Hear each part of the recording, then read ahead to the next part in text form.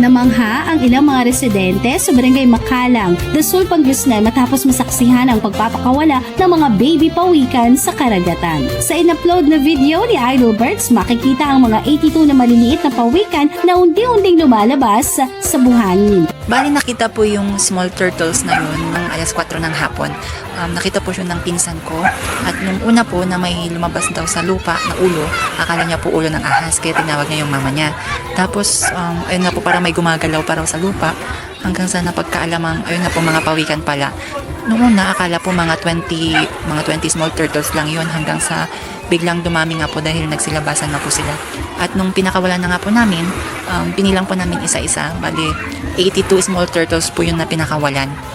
At ano po, bali hindi po namin binantayan yun. Hindi rin po namin alam na may nangitlog na pawikan doon. Yun nga po, nangitlog yung nanay nila mga madaling araw po siguro.